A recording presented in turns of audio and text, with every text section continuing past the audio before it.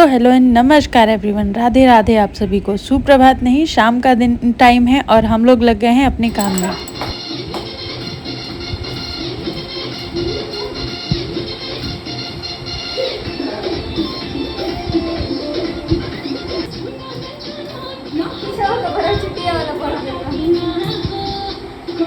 पंडित था पिछला जन्म के।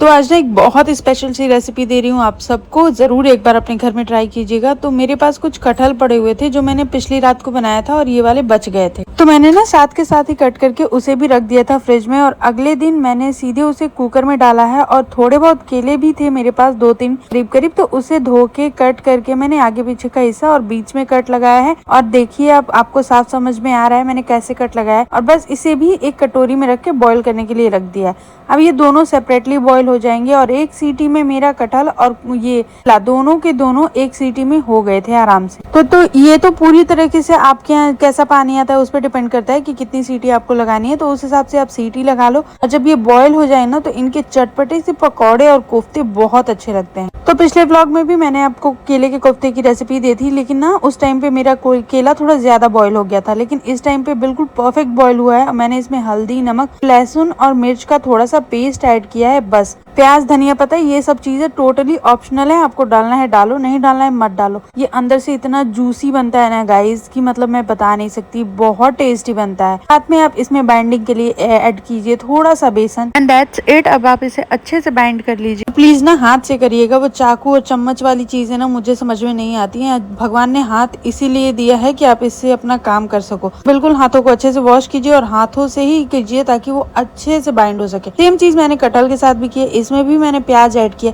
और सच बताऊं गाइस, घर वालों को ना सबसे ज्यादा अच्छा केले वाला लग रहा था, पर मुझे कटहल वाला बहुत अच्छा लगा, मतलब बहुत अच्छा। मुझे कटहल की जो सब्जी होती है वो भी मैंने आपके साथ शेयर करी हुई है, अगर आपने नहीं देखा है तो मैं इसी वीडियो के नीचे टैग कर दूंगी, आप लोग जरूर देखिएगा। बिना उबाले आप कटहल की सब्जी कितनी टेस्टी बना सकते हैं, मतलब आपको अंदाजा तक नहीं लगेगा। ना ही उबालने का झंझट होगा और ना ही कोई और चीज, मतलब बहुत टेस्टी वो सब्जी बनती है। लेकिन ये कटहल का कोफ्ता अगर आपने एक बार ट्राई किया तो सच में गाइस आप कभी नहीं भूल पाओगे। मैंने बचपन में कभी ट्राई किया था, मेरी आंटी ने बनाया था जब वो पहली बार शादी करके आई थी, तब के टाइम मैंने ट्राई किया था और फिर सीधे आज मैंने खुद से बनाया है बिना किसी रेसिपी को वॉच। और ना जब कटहल के कोफ्ते बनाओ ना तो जो ग्रेवी नॉर्मल सब्जी वाली होती है मैंने वही बनाई थी, सेम टू सेम नॉर्मल सब्जी वाली ग्रेवी।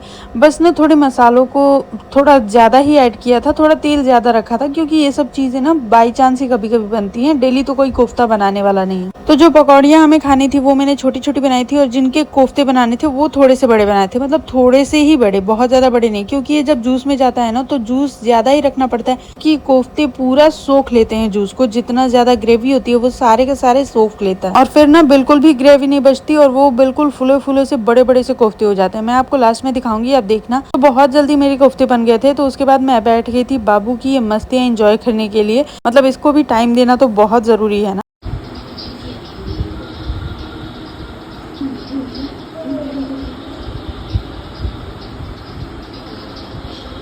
तो अब देखिए आपकी कोफ्ते कितने ज्यादा फूल चुके हैं और बिल्कुल ग्रेवी गायब हो गई है। पिछली बार से मैंने सीखा था कि थोड़ी कम ग्रेवी डालनी है, लेकिन इस बार इतना कम हो गया कि मुझे सीखा है कि अब अगली बार थोड़ी और ग्रेवी रखनी पड़ेगी। तो बस मैं हर बार रेसिपी से कुछ ना कुछ तो सीख ही रही हूँ। इसके बाद सीधे आप लोगों से मिल रही हूँ नेक्स्ट डे मॉर्निंग, जब मैंने नाश्ता वास्ता बना लिया है। नाश्ता वास्ता करने के बाद ही मैं कोई हैवी काम शुरू करती हूँ। मतलब आज मुझे ना मेरा जो बक्सा है बड़ा वाला, उसको मुझे दूसरी जगह पे शिफ्ट करना था, तो पहले उसको सारा का सारा निकाल के खाली किया है, फिर दूसरे रूम में जगह बनाई है और हम तीनों लोग चारों लोग मिलके लग गए थे इस काम में। और इस टाइम पे बाबू गया हुआ था मोहल्ले में, तो कोई दिक्कत नहीं थी, जितना सामान हमें फैलाना था हम फैला रहे थे, क्योंकि वो अगर घर पे होता तो वो और सारी चीजों को निकाल निकाल के बिल्कुल रखता। तो ये तो अच्छा हुआ कि वो गया हुआ था, तो सारी की सारी हमने चीजें निकाली हैं, सब कुछ रखा हुआ है। और मैं आप लोगों से क्लिप एक शेयर करने वाली हूँ, बहुत प्यारी सी, आप लोग ध्यान से सुनिएगा, बहुत मजेदार से क्लिप होने वाली है और आप लोगों को बहुत हंसी आएगी अगर आप हमारी भाषा को समझ पाओ तो।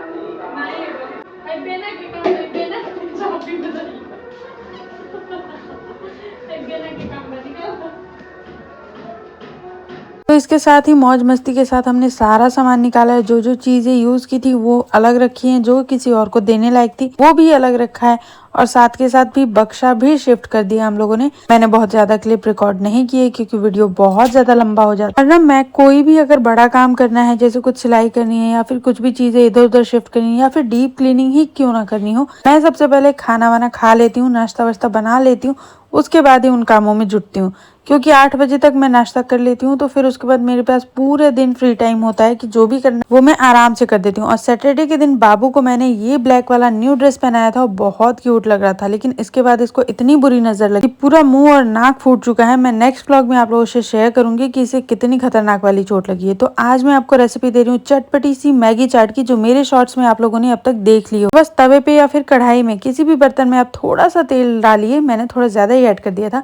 मैगी को बिल्कुल अच्छे से क्रश करके हल्का गोल्डन ब्राउन होने तक भुनना है अच्छे से। तब तक एक बाउल में आप रेडी कर लीजिए थोड़े से कटे हुए प्याज, थोड़े से कटे हुए टमाटर, थोड़ी सी हरी वाली मिर्च और चाट मसाला। बस इन सब चीजों को एक साथ मिक्स कर लीजिए और ये इतनी टेस्टी चाट बनी थी ना गाइस। ये एक वायरल रेसिपी मैंने ऑनलाइन देखी थी और मतलब पूछो मत, मुझे बहुत अच्छा लगा। मैंने सारा का सारा खुद ही चट कर लिया। और हाँ, लास्ट में हमने थोड़ा सा नींबू और थोड़ा सा नमक भी ऐड किया था। सॉरी टू डिस्टर्ब यू, बताना भूल गई थी। बस ये चटपटी सी चाट रेडी है। मतलब मेरे मुंह में पानी आ रहा है अभी भी इसे याद करके। रात का डिनर समेटने के बाद मैंने सबसे पहले भिगो दिया था थोड़े से चावल, मतलब 3 कटोरी चावल के साथ 1 कटोरी उड़द की दाल, थोड़े से मेथी दाने, ताकि मुझे कल सुबह मिल सके फुली फुली सी इडली। लेकिन हाँ, ये वाला प्रोसेस मैंने दोपहर के टाइम पे किया था ताकि ये 8 घंटे कम से कम भीगा रहे और उसके बाद ये फुल जाए, तो मैं इसे रात में ही पीस के रख दूं ताकि ये बिल्कुल अच्छे से फर्मेंट हो जाए, बिना किसी सोडा के, बिना किसी इनो के। और सेम वही चीज हुई थी, मतलब 8 घंटे बाद रात के 8-9 बजे तक ये बिल्कुल अच्छे से फूल चुका था। तो मैंने इसे मिक्सर में डाल के थोड़ा थोड़ा पानी ऐड करके बिल्कुल बारीक सा पेस्ट बना लिया है। और गाइस, किचन के काम करते करते मैं धीरे धीरे इतना प्रो होती जा रही हूँ ना, मतलब किचन के कामों में। आप देखना, मिक्सर का ढक्कन बिना बंद किए मैंने कैसे इसे ग्राइंड किया है। मैं अपने मामा के यहाँ गई थी उनकी बेटी की शादी में, तब मैंने जो वहाँ पे काम करने वाले आते हैं, मतलब खाना बनाने वाले,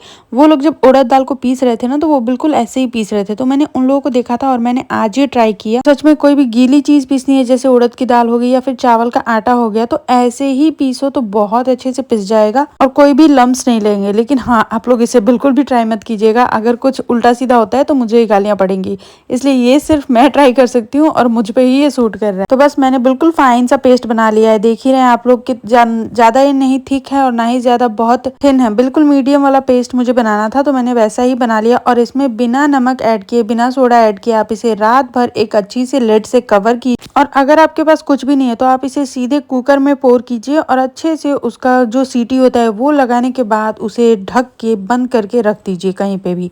मैंने इस मिक्सचर को कढ़ाई में रख दिया था और उस पे उसकी लिड लगा दी थी, लेकिन हाँ, मैं लिड को कवर करना, जो उसका छेद था वो भूल गई थी। लेकिन फिर भी ये सुबह में इतने अच्छे से फर्मेंट हुआ है कि पूछे ही मत। क्योंकि जैसा कि मैंने अभी दिखाया कि बगल में आलू रखे हुए हैं जिनसे बहुत ज्यादा गर्मी निकलती है, और एक साइड पे चावल का डब्बा रखा हुआ था जो बहुत गर्म होता है, तो ये बहुत अच्छे से फर्मेंट हुआ था। अगले दिन मैंने इसकी लिड पे कवर लगा दिया था आटे का, लेकिन एज सच उसकी कोई भी नीड नहीं थी। ये अच्छे से फर्मेंट हो चुका है और आप देख रहे हो ये कितना ज्यादा अच्छा फर्मेंट हुआ है। मतलब इस बार जो मेरी इडली बनी थी ना गाइस, सच में कह रही हूँ, आज तक मैंने जो भी रेसिपी आपको दी है, जैसी भी दी है, सब कुछ भूल जाओ, बस इसे एक बार ट्राई करो एंड ट्रस्ट मी, इतनी फुली फुली इडली बनेगी कि अगर आपने एक बार खाया तो आप बिल्कुल मुझे याद रखोगे।